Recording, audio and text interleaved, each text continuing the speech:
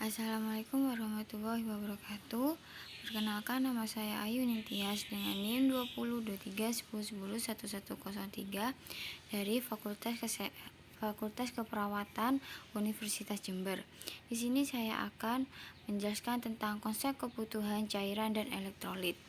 Definisi cairan tubuh: larutan yang terdiri dari air atau pelarut dan zat tertentu terlarut. Elektrolit: zat kimia yang menghasilkan partikel-partikel bermuatan listrik yang disebut ion jika berada dalam larutan. Keseimbangan cairan dan elektrolit berarti adanya distribusi yang normal dari air tubuh total dan elektrolit ke dalam seluruh bagian tubuh.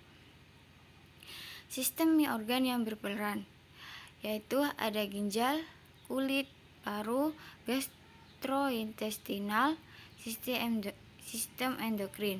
Sistem endokrin sendiri yaitu ada ADH, anti-diuretik hormon, aldosteron, prostaglandin, glukokortikoid. Fisiologi cairan tubuh.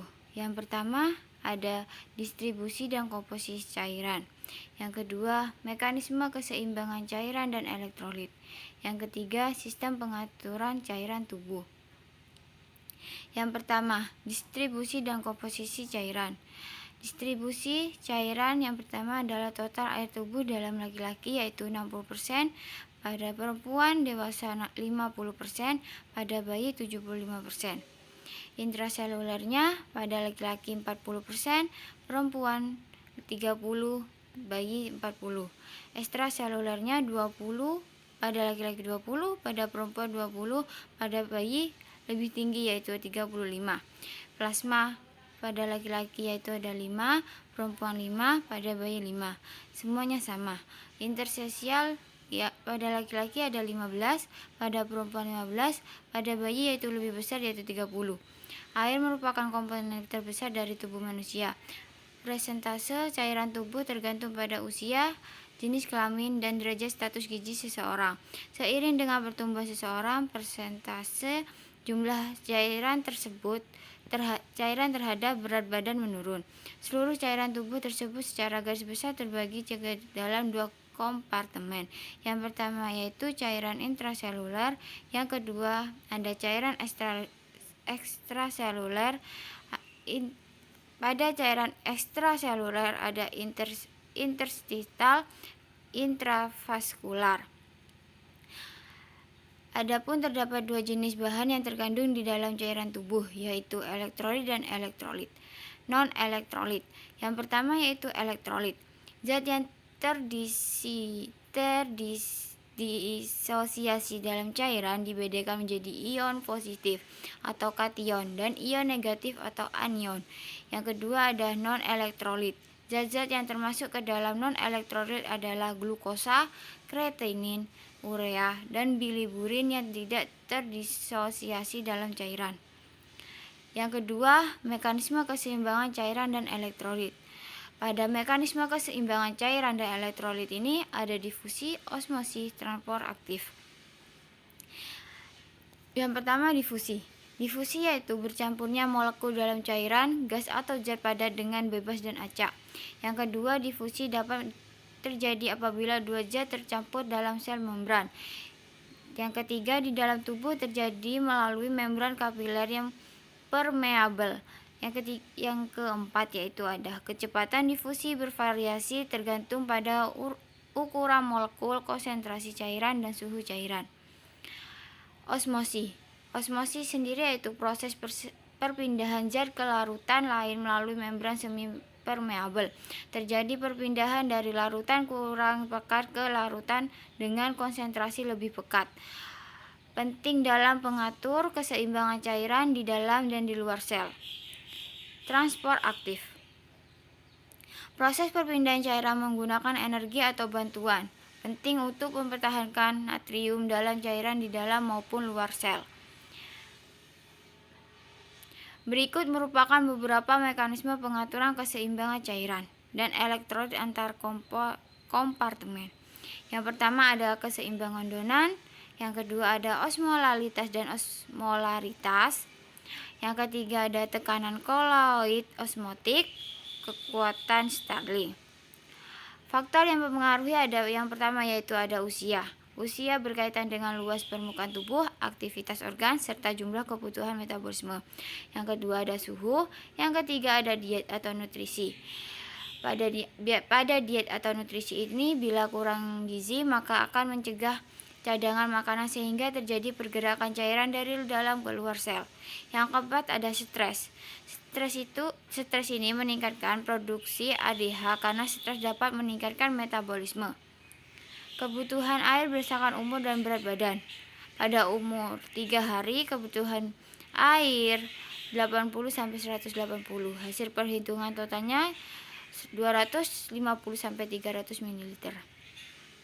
Dan seterusnya sampai dewasa. Pada dewasa tersendiri yaitu kebutuhan airnya 20 sampai 30 ml per kilogram berat badan. Hasil perhitungan totalnya yaitu 2400 sampai 2600 per ml. Gangguan atau masalah kebutuhan cairan dan elektrolit. Yang pertama, hipovolemia atau dehidrasi. Jenis dehidrasi sendiri yaitu ada 3. Dehidrasi isotonik yaitu kehilangan cairan dan kehilangan elektrolit. Yang kedua adalah dehidrasi hipertonik, kehilangan air dan atau elektrolit. Dehidrasi hipotonik yaitu kehilangan elektrolit dan air. Gangguan atau masalah kebutuhan cairan elektrolit yang kedua yaitu derajat dehidrasi. Yang pertama ada berat, kehilangan cairan 4 sampai 6 liter, serum natrium di 150 sampai 160. Hipotensi, turgor kulit buruk, oliguria, nadi dan pernapasan meningkat. Yang kedua ada sedang, kehilangan cairan 2 sampai 4 liter atau 5 sampai 10% berat badan, serum natrium 152 sampai 158, mata cekung. Pada ringan yaitu kehilangan cairan 50% berat badan atau 1,5 sampai 2 liter. Gangguan yang ketiga yaitu hipervolume atau overhidrasi atau peningkatan volume darah dan edema. Yang ketiga yaitu hiponatremia, kurang natrium dalam plasma darah. Pada pasien kelebihan cairan ditandai rasa haus berlebih, cemas, kejang perut, denyut nadi cepat, hipotensi, membran mukosa kering, dan kadar natrium. Yang keempat adalah hipernatremia, kadar natrium plasma tinggi, ditandai dengan mukosa kering, rasa haus, turgor kulit buru dan permukaan kulit bengkak, kulit kemerahan, lidah kering, kejang, suhu meningkat, kadar natrium. Yang kelima yaitu hiperkalemia, kurang kalium dalam darah, ditandai denyut nadi lemah, tekanan darah menurun, tidak nafsu makan dan muntah, perut kembung, otot lemah, aritmia, penurunan bising, usus, kadar kalium plasma.